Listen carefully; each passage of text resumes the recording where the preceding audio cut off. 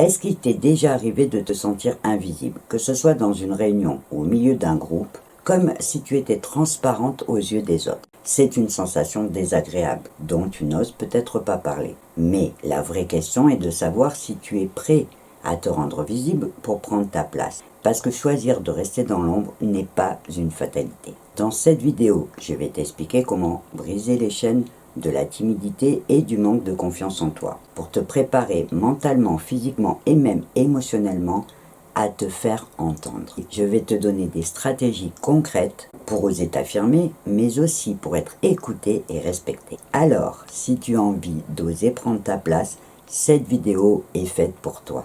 Avant de voir comment faire, il faut aussi comprendre que prendre sa place, c'est une manière de prendre ses responsabilités. Parce qu'il est facile de se sentir frustré, voire vexé, quand on sent que nos opinions et nos idées sont toujours ignorées ou minimisées par les autres. D'ailleurs, souvent, cette frustration se transforme en ressentiment envers ceux qui nous entourent. Surtout dans le monde professionnel ou social, où la communication joue un rôle important. Mais il faut être honnête avec soi-même en se posant la question pour savoir qui est responsable de cette situation. Parce que si tu attends que les autres t'invitent à donner ton opinion ou à participer plus activement, tu vas finir par les blâmer, en oubliant que la seule personne qui peut faire changer la situation, c'est toi.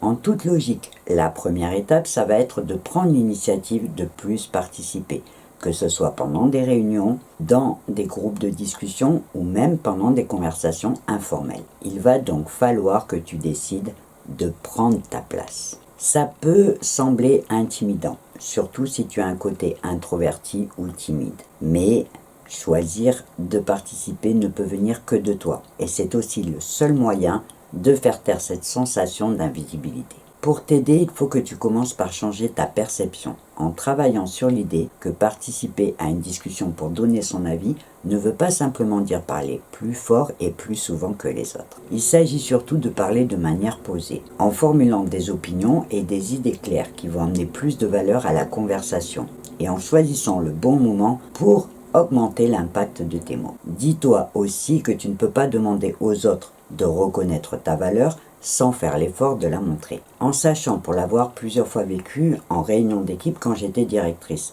que même si tu remarques qu'une personne ne participe pas, tu peux toujours essayer de lui poser des questions. Mais c'est aussi prendre le risque de la mettre encore plus mal à l'aise devant toute l'équipe. Et c'est donc toujours un choix très délicat.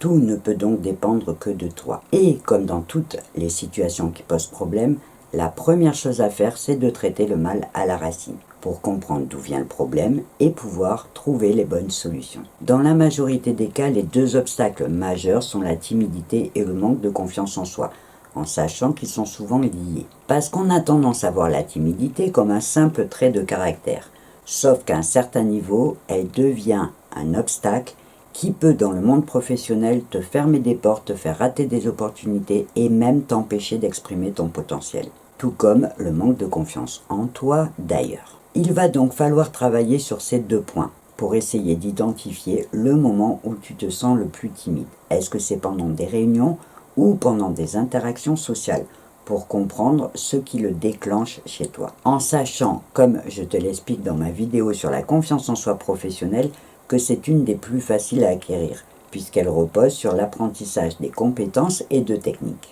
Après, il faut aussi savoir qu'il peut exister d'autres causes, dont on parle moins souvent, qui seront liées à des traumatismes suite à de mauvaises expériences du passé. Par exemple, ma formatrice, qui était aussi thérapeute, nous avait raconté l'histoire d'une dame qui devait faire des conférences dans son travail et qui faisait un blocage. Elle se savait compétente dans son domaine, mais elle n'arrivait pas à parler en public. Et elle avait remarqué qu'elle parlait avec aisance tant qu'il n'y avait pas plus de 4 personnes autour d'elle.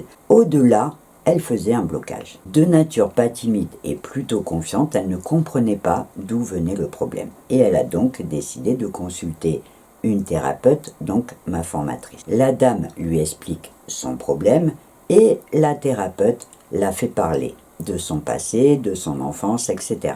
Le but étant de trouver le petit grain de sable qui empêchait la machine de bien tourner. Et au final, la dame lui explique que quand elle était enfant, ils étaient toujours 4 à table, ses parents et sa sœur. et que les enfants avaient droit de parler à table, sauf quand il y avait des invités. C'est-à-dire que dès que le chiffre dépassait les 4 personnes, les enfants devaient se taire pour laisser la parole aux adultes. Et c'est ce qui s'est avéré être son grain de sable. En comprenant l'origine de son problème, elle a pu travailler pour faire sauter son blocage. Et si je te raconte cette petite expérience, c'est pour que tu comprennes bien que dans certaines situations, le blocage peut être enraciné en nous depuis très longtemps sans même qu'on en ait conscience. Et qu'il faut donc prendre le temps de bien y réfléchir et parfois de se faire aider pour réussir à le dépasser. Maintenant, tu vas sûrement te demander, et après, qu'est-ce que je fais?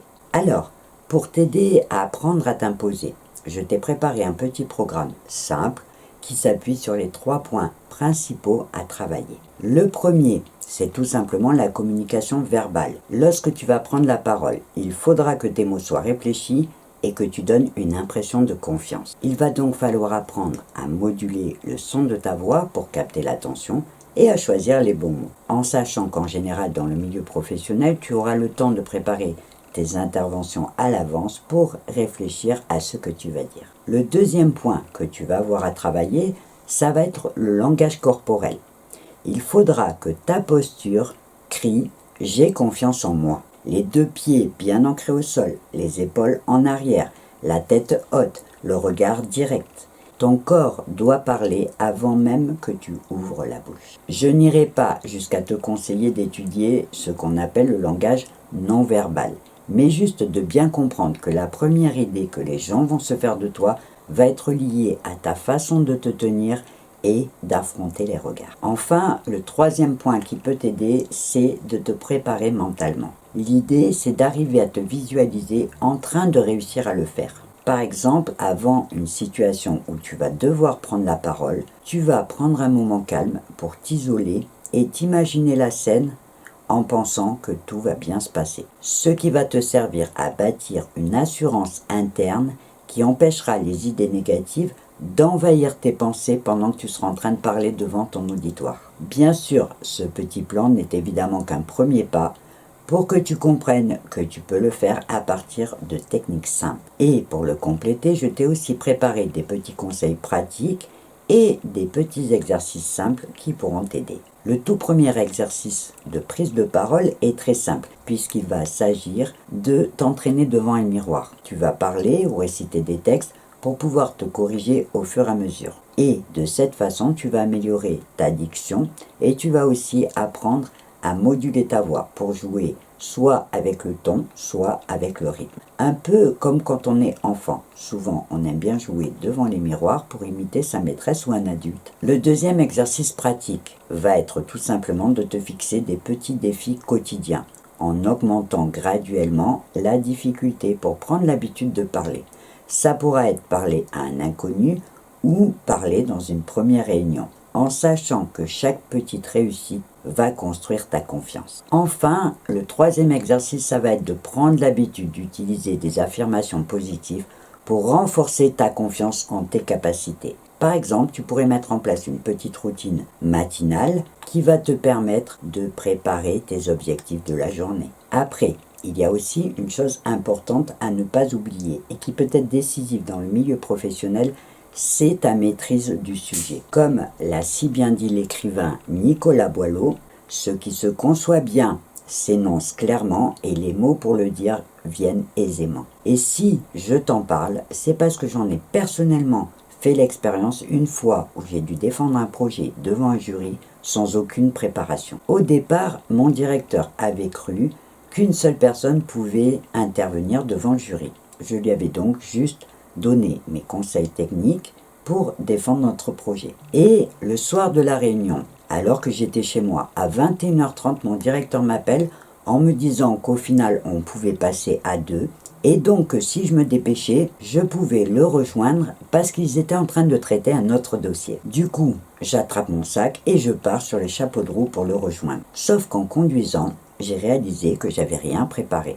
Et j'ai commencé à me demander qu'est-ce que j'allais dire. Sachant que ce n'était pas dans mes habitudes de me pointer à des réunions sans rien avoir préparé. Sauf que cette fois, la situation ne m'avait pas laissé le choix. J'ai donc retrouvé mon directeur qui ne savait toujours pas comment ça allait se passer. On attend 5 minutes et d'un coup, un monsieur vient nous chercher pour passer devant le jury. On rentre dans la pièce et là, on se retrouve devant 30 personnes, 15 habitants et 15 élus de notre vallée. Pendant 1 minute, j'ai regardé mon directeur qui était aussi surpris que moi. Et je me suis dit, on est mort. Genre, panique à bord, limite, ta seule pensée c'est de t'échapper. Pendant que mon directeur a commencé à présenter notre association, j'ai repensé à l'enjeu, qui était d'obtenir une belle subvention pour lancer notre projet. Mentalement, j'ai enlevé ma casquette de Nat pour prendre celle de la référente du projet. Et on a assuré. On a même réussi à répondre pendant plus de 20 minutes à toutes les questions sans aucune hésitation. Quand on est sorti de la salle, on était même surpris de ce qu'on avait réussi à faire, tellement on s'était trouvé bon. Et au final, notre projet a été retenu. Mais avec le recul, je peux te dire que si ça s'est si bien passé pour moi sans aucune préparation, c'est juste parce que je connaissais ce projet sur le bout des doigts. Tout ça pour te dire que dans le milieu professionnel, tes compétences vont jouer un grand rôle dans ton assurance. Pour conclure, je te dirais que tu ne dois pas laisser ta timidité ou ton manque de confiance en toi te limiter. Parce que tu mérites d'être vu et entendu. Tu mérites de prendre la parole et de prendre ta place. C'est même ton droit. Par contre, il n'y a que toi et toi seul qui peux l'exercer. Je vais donc m'arrêter là pour cette vidéo en espérant qu'elle t'inspirera à voir les choses autrement et qu'elle te motivera à avoir envie de prendre ta place. Je te rappelle que si tu as des questions ou des réactions à partager, une partie commentaire sous cette vidéo peut te permettre de le faire et je me ferai bien sûr un plaisir de te lire et de te répondre. Cette fois, tu sais tout, alors on va devoir se quitter, mais bien évidemment, je te donne rendez-vous dans ma prochaine vidéo et en attendant, je te souhaite une belle journée ou une belle soirée et je te dis au revoir et à bientôt.